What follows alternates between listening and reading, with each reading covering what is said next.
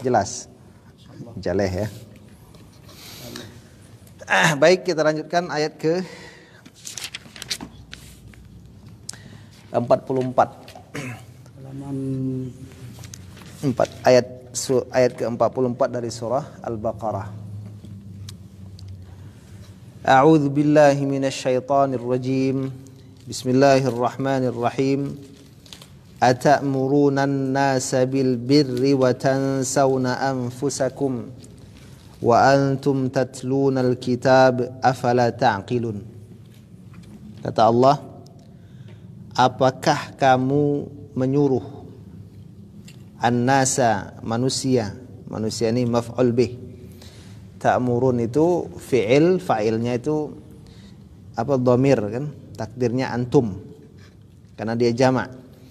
Jadi menyuruh manusia bil birri dengan kebaikan, berbuat baik. Wa tansawna anfusakum, dan kamu atau sedang kamu lupa terhadap diri kamu sendiri. Wa antum, padahal kamu tatlunal kitab, membaca Alkitab. Afala ta'qilun, maka apakah kamu tidak berfikir?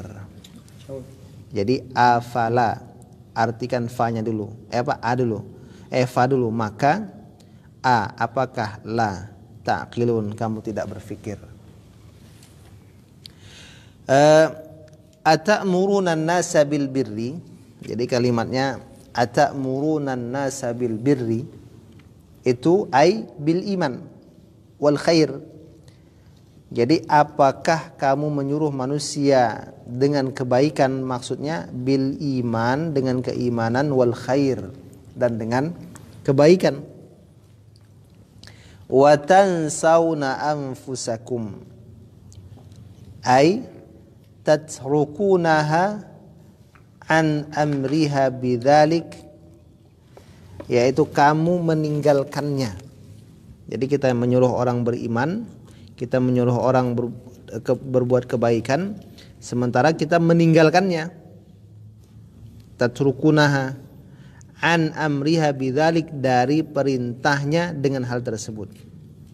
Jadi kita menyuruh orang melakukan kebaikan dan keimanan, beriman, sementara kita tidak mau berbuat baik dan tidak mau beriman, gitu. Walhal, sedangkan keadaannya, wa antum tatlunal kitab afala ta'qilun, kamu itu membaca kitab, maka apakah kamu tidak berakal, gitu kan? Wa asmal aqla aqlan, Allah Subhanahu wa taala menamakan akal itu dengan kata akal, gitu. Kenapa akal itu dinamakan akal, gitu kan? Kok enggak dinamakan selain daripada akal? Li'annahu ya'qilu bihi ma yanfa'uhu minal khair, karena sesungguhnya dia akal itu ya'qil, mengikat dengannya, dengan akal tadi, ma yanfa'uhu, akan sesuatu yang yanfa'uhu, memberikan manfaat kepadanya, minal khair, dari kebaikan. Itulah dikatakan akal. Jadi orang yang berakal adalah orang yang dengan akal itu dapat mengikat kebaikan sehingga dapat memberikan manfaat kepadanya. Kalau ada orang yang dengan akalnya tidak bisa mendatangkan kebaikan, berarti dia tidak berakal, gitu. Wa yan'aqilu bihi 'amma yadurruhu, dan dia mengikat dengannya dari sesuatu yang memudaratkannya, maksudnya mengikat dirinya untuk tidak terjerumus ke dalam sesuatu yang memberikan mudarat, gitu. Jadi kalau tadi mengikat dirinya untuk mendapatkan manfaat dari kebaikan, dan mengikat dirinya untuk terselamat dari sesuatu yang membahayakannya, itulah fungsi akal, maka dinamakan akal. Wa dzalika anna al-aqla yahussu sahibahu ay yakuna awwala fa'ilin lima yu'maru bih. Dan hal itu, annal aqla, bahwasanya akal itu yahutsu, mendorong siapa? Sahibahu, pemiliknya. Jadi akal itu mendorong orang yang berakal tadi itu Ayyakuna menjadi awwala fa'ilin, orang yang pertama dari yang melakukan. Jadi menjadi orang pertama melakukan lima yu'maru bihi, melakukan sesuatu yang dia diperintahkan dengan perkara tersebut. Jadi artinya fungsi akal yang sehat itu dapat mendorong kita untuk menjadi orang pertama melakukan kebaikan yang diperintahkan. Makanya kan ada orang Medan tuh kalau dia marah, apa kau tak berotak, kan gitu kan? Kan itu langsung gitu. Tak punya otak, gitu kan? Waang, gitu kan? Kalau orang Medan tak ada otak kau, gitu kan? Kurang. Nah itu ada lagi lebih parah tak? Nah, itu dia. Jadi artinya akal itu mendorong orang untuk melakukan sesuatu yang diperintahkan pada kali pertama. Wa awwala tarikin lima yunha anhu, dan menjadi yang pertama meninggalkan sesuatu yang dia dilarang daripadanya. Itulah akal. Faman amara ghairahu bil khairi walam yaf'alhu, maka siapa yang memerintahkan orang lain dengan kebaikan, artinya memerintahkan orang lain melakukan kebaikan sementara dia tidak melakukannya, au nahahu anisyarri falam yatrukhu, atau dia itu melarang orang dari keburukan sementara dia tidak meninggalkannya. Datang kawan dia lagi main judi gitu kan, jangan main judi, tak boleh, gitu kan, sementara dia main judi juga, gitu kan. Jadi melarang orang melakukan keburukan sementara dia tidak meninggalkannya. Dalla ala adami aqlih, menunjukkan atas ketiadaan akalnya. Nah itu dia, menunjukkan bahwa sendiri tak berakal. Nah itu dia. Berarti ada bapak nih, dia sedang merokok. Iya. Tapi sambil menulis dilarang merokok. Gimana itu Pak Guru ya? Itu berarti masih belum sampai dia tuh ma'rifatnya tuh kan. Jadi kan jelas tuh. Jadi siapa yang menyuruh selainnya melakukan kebaikan, walam yaf'alhu, dia tidak melakukannya, atau melarang orang dari keburukan, dia tidak meninggalkannya, dalla ala adami aqli, itu menunjukkan tidak ada akalnya, ketiadaan akalnya. Nah itu makanya marahnya orang Medan tuh masuk akal gitu. Tak berotak kau menang, kan gitu kan? Ya kan? Dima utaang, kan? Didengkul, gitu kan? Kemudian wajahli, dan menunjukkan ke atas ketidakmengertiannya, kejahilannya. Nah, wajahli, kejahilannya. Khususan idza kana aliman bidzalik, terkhusus apabila dia tahu dengan hal tersebut. Lebih parah lagi. Aliman, orang yang tahu dengan hal tersebut. Itu harus dilakukan, dia tidak melakukannya. Itu harus ditinggalkan, dia tidak meninggalkannya. Qad qamat alaihil hujjah, maka sungguh telah tegak atasnya hujjah ketika dia tahu tersebut. Nah itu dia. Jadi ini yang dikatakan oleh Syekh tentang makna ayat atamuruna an-nasa bil birri wa tansawna anfusakum wa antum tatlunal kitab afala ta'qilun. Maka diikat dengan apakah kamu tidak berakal. Jadi poinnya di situ kan. Poinnya. Orang dianggap tidak berakal dan tidak berilmu kalau dia suka menyuruh orang tapi lupa kepada dirinya sendiri. Wa hadhil ayah, dan ayat ini, wa in kanat al-ayah nazalat fi sabab Bani Israil. Jadi walaupun ayat ini turun atau nuzilat, diturunkan pada sebab Bani Israel, maksudnya diturunkan berkenaan tentang Bani Israel, fahiya ammatun likulli ahad, tapi ia itu umum untuk semua orang. Jadi walaupun sebab turunnya untuk Bani Israel, tapi maksudnya untuk semua orang, karena al-ibrah bi'umumil lafzi la bi khususis sababi. Ungkapan itu dengan keumuman lafaz, tidak dengan kekhususan sebab kenapa dia ada. Nah gitu. Terus bau nuzulnya ya. Iya. Liqaulihi ta'ala, karena ada dukungan dari firman Allah Ta'ala, ya ayyuhalladzina amanu lima taquluna ma la taf'alun. Wahai orang yang beriman, kenapa kamu mengatakan sesuatu yang kamu tak melakukannya? Kan gitu. Ayat 2-nya. Ya. Surah Shaf. Shaf. Kabura maqtan 'inda Allah. Amat besar kemarahan di sisi Allah. An taqulu ma la taf'alun, bahwa kamu berkata sesuatu yang kamu tak melakukannya. Nah, itu dia dalilnya. Jadi dalil di atas walaupun dia untuk Bani Israel tapi didukung oleh ayat yang lain yang menunjukkan dia itu untuk semua manusia. Walaysa fil ayah, dan tidaklah pada ayat ini annal insan. Jadi maksudnya, dan tidak juga pada ayat ini annal insan, bahwasanya manusia itu idza lam yakun bima umira bihi, kalau dia belum mengerjakan sesuatu yang diperintahkan dengannya, annahu yatrukul amra bil ma'ruf, bahwasanya dia itu manusia itu bisa meninggalkan amar ma'ruf.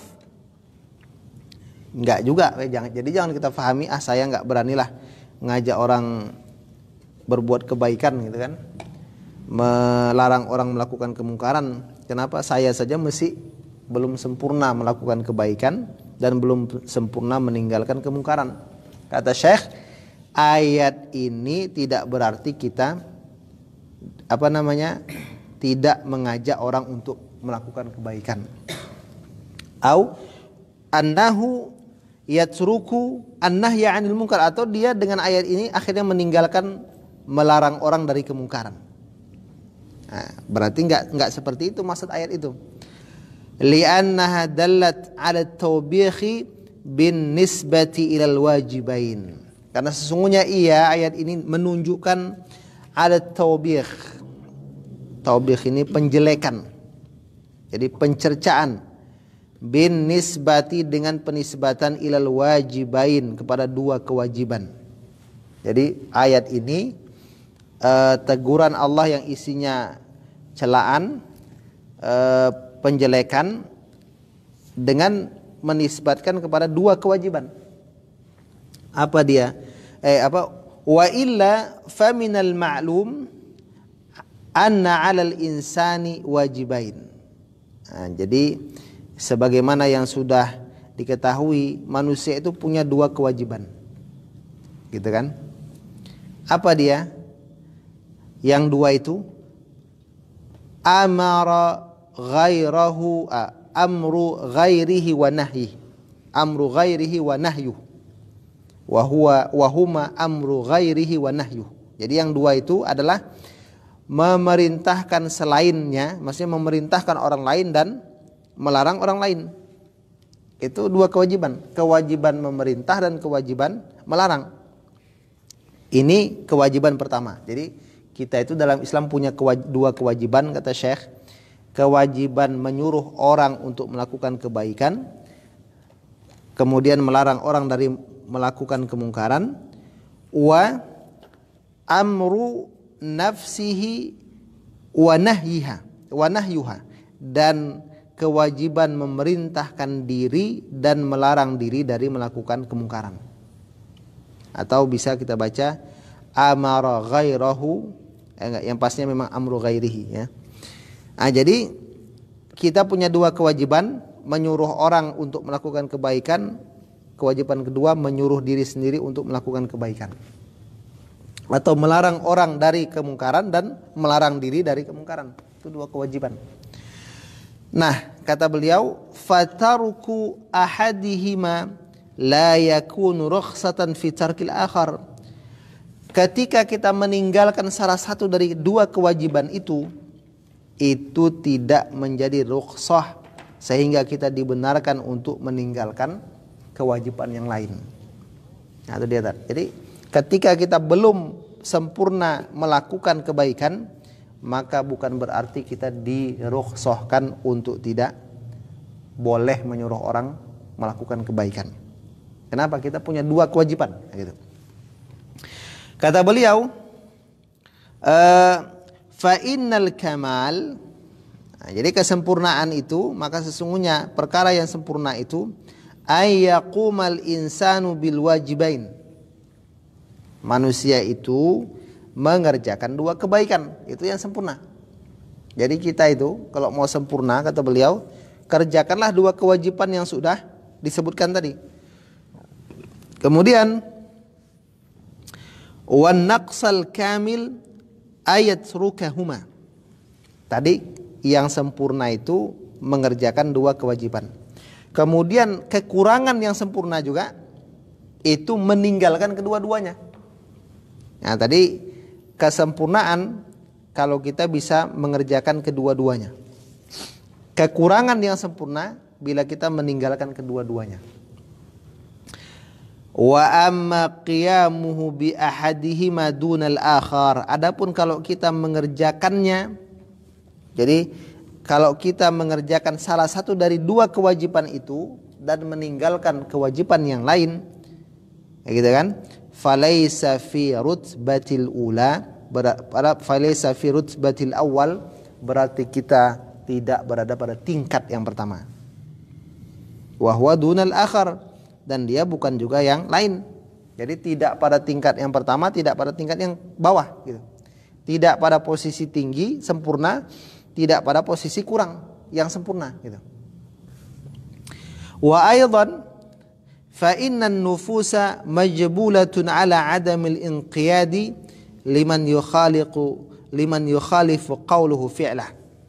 Dan juga kata beliau, jiwa-jiwa itu majbulah, jadi diciptakan pada asal kejadiannya ala adamil inqiyad, di atas ketiadaan inqiyad, ketundukan, ketaatan, liman yukhalifu qawluhu fi'lah, untuk menuruti, mentaati, untuk tunduk, untuk menjalankan perintah orang yang perkataannya itu menyelisihi perbuatannya. Apa ya? Inqiyad itu menjalankan, tunduk, patuh gitu. Faqtida'uhum, maka iqtida'uhum, ikutan mereka bil af'al. Jadi mereka itu mengikuti bil af'al. Jadi faqtida'uhum, pengikutan mereka bil af'al dengan perbuatan-perbuatan, ablagh min iqtida'ihim bil aqwalil mujarradah, lebih tajam, lebih menyampaikan daripada mereka mengikuti perkataan saja. Jadi artinya, kesimpulannya, kalau ada orang yang dia soleh, dia muslih, itu berada pada tingkat yang paling sempurna. Kalau ada orang yang tidak soleh, tidak muslih, itu tingkat yang paling rendah. Kalau ada orang yang soleh tidak muslih, tingkat pertengahan. Kalau ada orang yang muslih tapi kurang soleh, tingkat pertengahan. Nah, jadi jangan dua-duanya kita tinggalkan. Nah, gitu. Tapi Allah mencela orang yang berada pada posisi yang seperti itu gitu. Dia tidak soleh tapi muslih. Kalau itu terus tingkatannya tetap dicela Allah, maksudnya gitu. Kemudian yang kedua, kalau ada orang yang muslih dia tidak soleh, maka orang susah mengikuti dia. Kenapa? Karena ucapannya tak sesuai dengan perbuatannya tersebut. Nah, jadi inilah kira-kira poin yang disampaikan oleh Syekh Sa'di dari bahasan yang kita bahas ini, yang menuntut kita untuk menjadi insan yang sempurna, yaitu insan yang soleh dan insan yang muslih. Ya, mungkin demikian sampai ayat ini saja, ayat 44. Nanti kita lanjutkan ke ayat 45. Baik, demikian kita akhiri dengan subhanakallahumma bihamdik, asyhadu an la ilaha illa anta, astaghfiruka wa atubu ilaik. Assalamualaikum warahmatullahi wabarakatuh.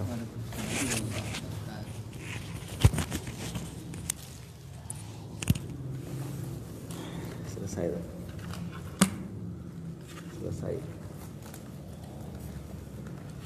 Ini Zat, mahkotan kok dia mansub itu. Apa ya? Mahkotan. Yang mana? Oh, Harusnya apa tadi? tamyiz jadi sebut. Harusnya kemana? Bosnya tamyiz. Jadi kabura